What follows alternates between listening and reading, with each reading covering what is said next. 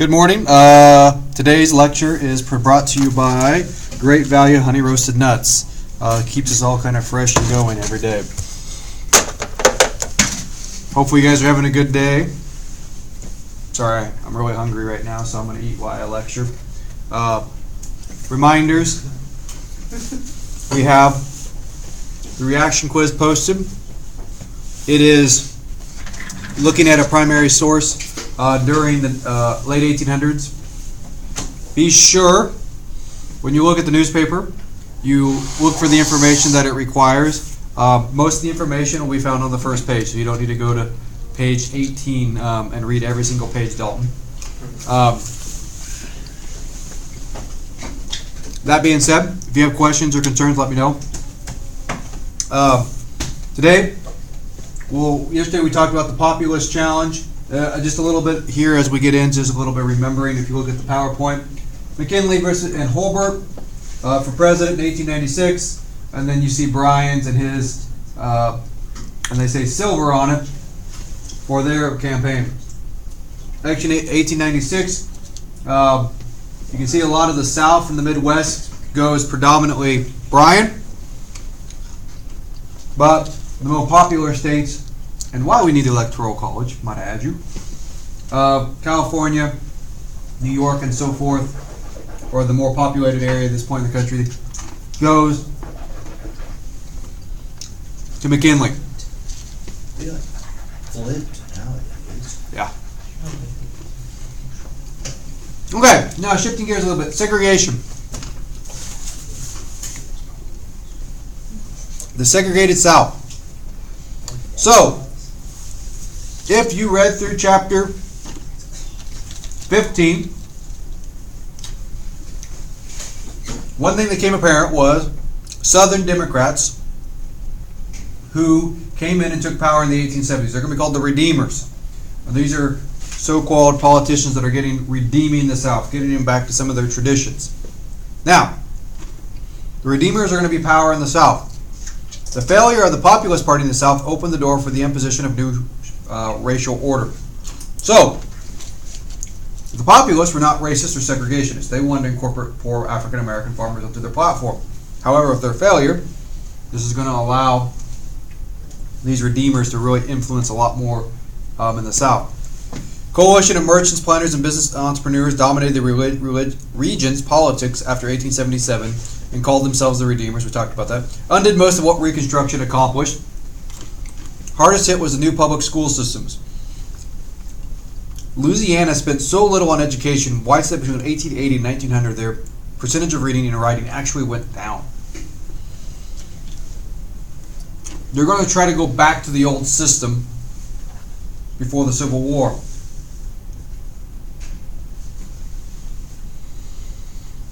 New laws arrest anyone without employment and increase penalties for petty crimes, primarily looking at African Americans. Blacks were heavily arrested and placed in prison where their inmates were rented out for business for various jobs, harsh jobs, barbaric conditions. So, let's think about this. Zach, we're going to say you're a poor African American farmer.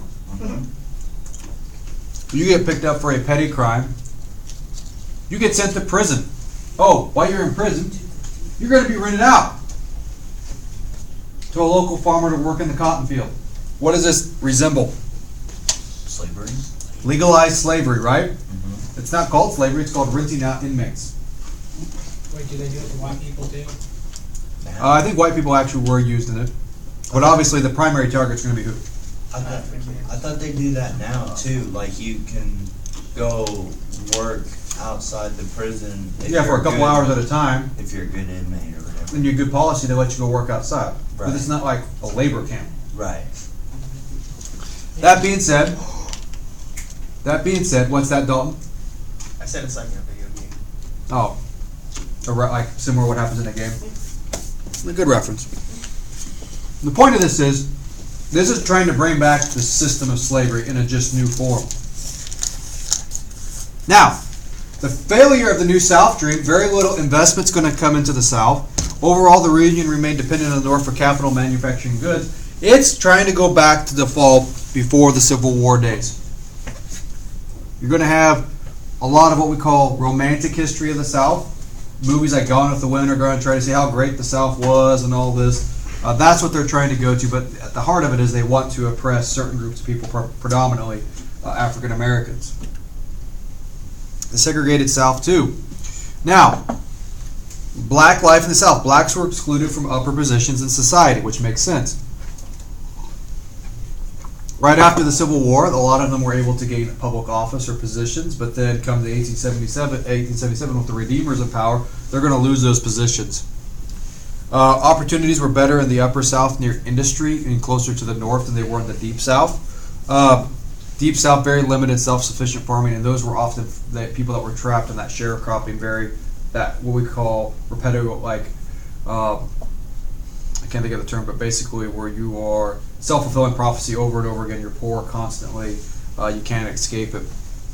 Now, there's what's going to be called the Kansas Exodus that's going to occur right after the Redeemers kind of come back and take power in the South. Trapped at the bottom of a stagnant economy, some blacks sought to move out to Kansas where there was a lot of opportunity. From 1879 to 1880, 40 to 60,000 African Americans migrated to Kansas or tried to migrate to Kansas. Most ended up as unskilled laborers in towns and cities, no money for land to farm. However, most ended up staying in the South or returning to the South.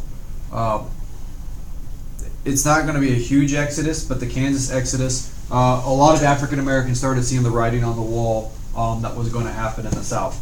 In fact, there was some that were trying to get to the north in the Kansas Exodus. They'd literally go to the river to get on a boat or a ferry going north, and the ferry would ignore them and completely pass them by. There was actually several that would die on their route because of the harsh conditions and stuff and traveling and being ignored at times. I read a book on it once, so that's how I know for my master's. The decline of black politics still managed to vote for a generation after Reconstruction. Disenfranchisement movement begins here, though, and what this disenfranchisement is meaning you're removing people's ability to vote. So disenfranchisement is a powerful term, and the South is going to undermine legally, at least what the law allows, for generations of how to keep blacks from voting. Today, disenfranchisement is severely done away with. Some would say it's still there. They say voting, having a voter ID, is disenfranchisement, which I would disagree with. But that's where we're at in our politics today. But what you're going to primarily see is what we're going to talk about in the next slide of disenfranchising people. And that is disenfranchisement, eliminating the black vote. Between 1890 and 1906, every southern state enacted laws or constitutional provisions meant to eliminate the black vote. And they're not going to say we're going to keep blacks from voting, because according to the 15th Amendment, all blacks have the right to vote. But they're going to find ways to circumnavigate that through things called poll tax. You come to the polls, you got to pay a tax to vote.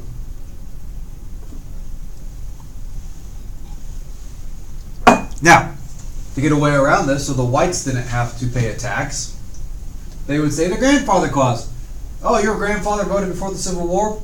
You're golden. You don't have to pay the poll tax. You're excluded. You've got exempt. Obviously, could African Americans vote before the Civil War? No, they could not.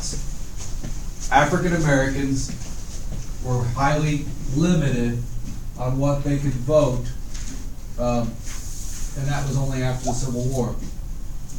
That being said, grandfather clause didn't apply to them. Now, if you're a poor sharecropper, can you vote to pay this poll tax? Absolutely not. You're not going to pay to vote because you don't have the money to. It also infected some whites. Some whites didn't always have the right to vote, and they would not be able to vote. So it wasn't just always blacks that were affected by this. Poor whites were as well. Oh, this will lead directly to the rise of segregation of Southern demigods and people that are really after to limit black rights. So the law of segregation. Plessy versus Ferguson, separate but equal, will come about in the 1890s. 1896 to be specific. It was 7-1.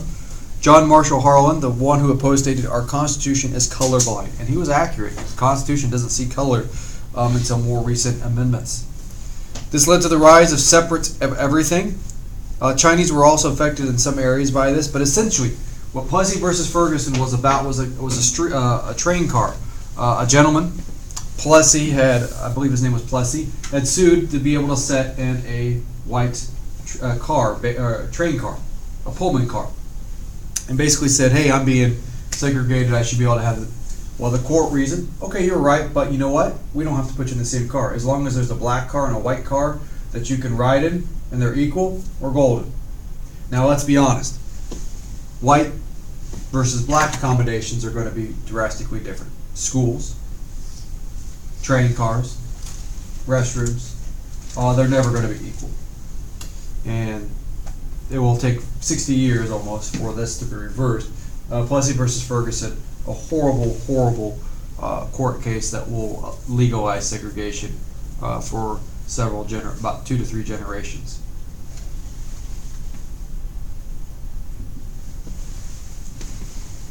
So is this where like the N-word like came around or started anyway? Or was it I don't really already- know the history of the N-word. It's been around a long time. So even when slaves probably too, back before the Civil War. They used to call them more of a derogatory name with Negro.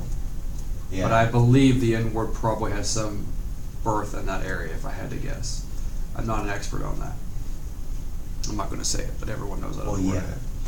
But maybe it's just because it's more sterilized with more modern movies, and maybe they use the other N-word. But Negro, if you watch a lot of Civil War documentaries and stuff, they'll say the Negro.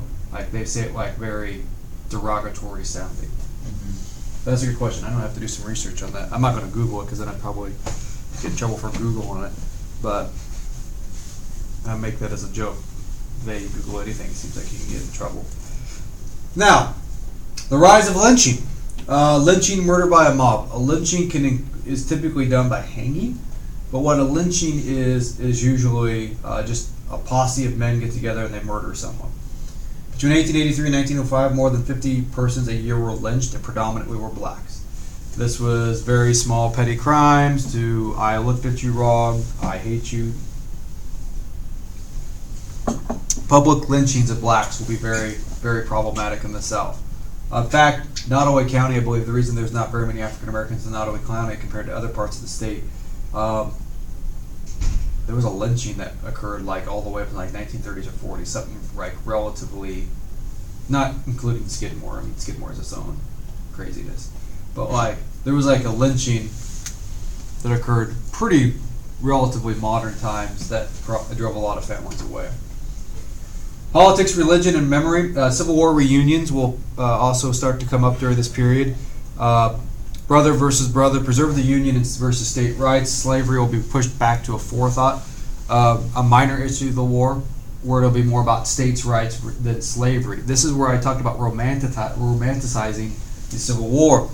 Southern governments erect monuments to the lost cause, and these have obviously come back in recent years about taking down Civil War monuments. If you've not been following that the last 3 to 4 years, there's been a big push to get away with remove all Southern references. Romanticized version of slavery, the Old South and the Confederate experience, the Southern Belle, the plantation, this great life, the father, all this. Our religion became essential to preserving these old Southern ways as well. All of it's going to be embedded within a religious aspect. And so this memory is what I think they've called it. I saw it the other day. Was it the Mandela effect? Basically, you change history. So you think you saw something, but did you really see it? Or people witness it? But what happens? Does what you actually saw become the reality, or what you think you saw become the reality? It's what you think, right? How often do you blur your memory? A lot. Oftentimes we don't think about this, and this is getting a little deep here. Sorry, getting a little philosophical. We don't always remember everything accurately, right? So our image that we think of is what we think we saw, and maybe not what we actually experienced or saw, right? So what this is getting at is the South. A lot of these Southern people that had served in the Civil War or heard stories about it, grew up, they're going to think of the Civil War as not the way it actually occurred, but the way they think it occurred. And so, like, stories of Gone Off the Wind are going to be created to, like, oh, it wasn't that bad. It wasn't about slavery. It was actually states' rights, the big government versus the little governments. And so they're going to try to put a positive spin on it. Even to this day, there's people that try to put the positive spin on the Civil War, that's saying it was the big government versus the little governments, and it was all nasty Lincoln and stuff. Okay, now, that being said, that's where segregation's going on during this late 1800s period. Now, redrawing the boundaries. We'll do this couple slides here and we'll call it a day, and I'll finish up tomorrow. The new immigration and the new nativism. New wave of immigration from Italy, Russia, Austria, Hungary will come during this period, so we have a little bit of a flux of different migrants. In 1894, Boston Immigration Restriction League called for reducing immigration, considered these groups as lower level of civilization. There was what was called the Australian ballot, meant both to protect voters' privacy and to limit the participation of illiterates. So, suffrage throughout the country was increasingly becoming a privilege, not a right. Well, what this all boils down to was the Australian ballot. If you couldn't read or write, you weren't to vote. And this predominantly is going to get the poor and then immigrants. These immigrants communicate from Russia, Italy, and Austria-Hungary on a literate test. No, they can barely speak English. Are they going to be able to read and write it? No. So this is a default persecution against these groups of people. And this nativism, and so what you understand with nativism, if you haven't heard it before in my classes, is the preference for native-born people. We're in a form of nativism a little bit today. American-made, American people, right? So nativism is not new. At this point, we are very much not super anti-immigration, but we prefer Americans over immigrants. The Chinese Exclusion and Chinese Rights. Chinese Exclusion Act temporarily excluded all immigrants from China in 1882. So literally no one from China could immigrate to the United States. This made permanent in 1902. Had to carry papers. First use of photo ID was used to discriminate against the Chinese. And this whole point is they wanted to limit or reduce or eliminate Chinese immigration. Courts ruled the Chinese born in the United States were citizens, but not protect them. They said they're citizens, but that was where it stopped. Redrawing the boundaries too. The emergence of Booker T. Washington, the Atlanta Compromise. The speech of the Atlantic Cotton Expedition urged blacks to adjust to segregation and abandon agitation for civil and political rights. Meaning, let's accept segregation, move forward. We'll make it better. He didn't want violence, and that's what was kind of starting to spurt. Now, though this is a little bit of a concession, for that time period, it was probably the right course. He will take some heat for it, obviously, but he is happy they have some equality gained, though it's not real equality. He is willing to compromise at this point.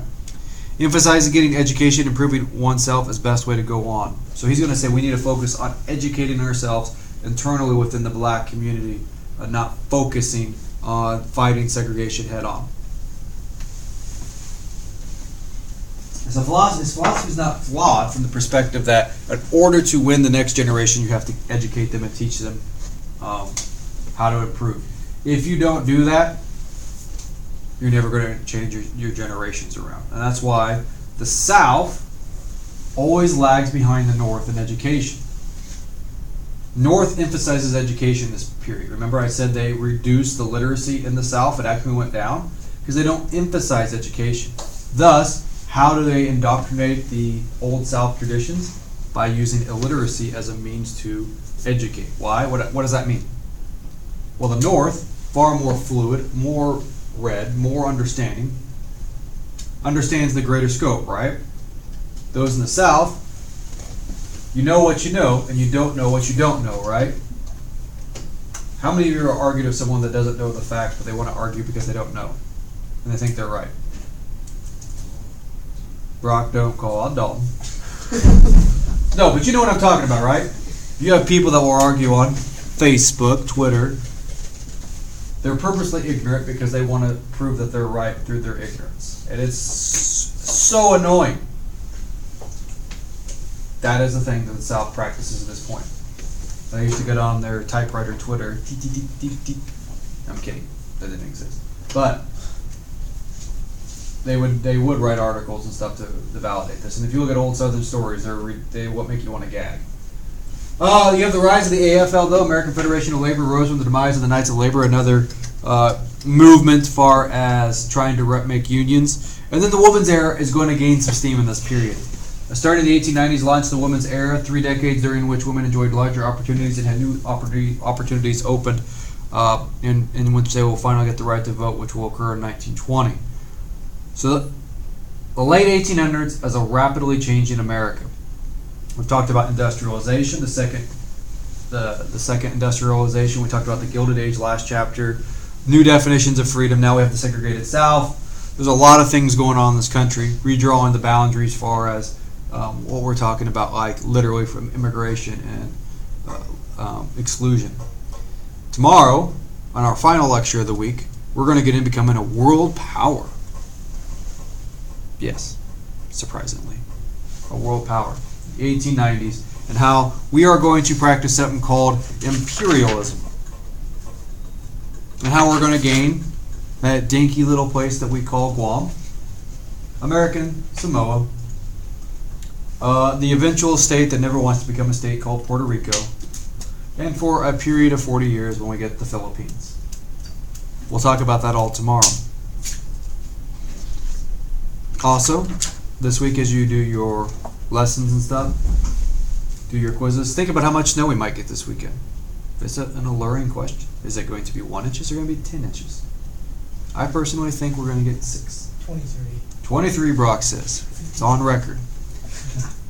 Aiden says 53. He probably should get a job as a meteorologist because that's usually what they throw out. Crazy numbers like that. They keep their job. Only job that you could be wrong and keep yourself going. That being said, have a wonderful day. Stay warm. Go Chiefs. And remember, great value, honey roasted peanuts.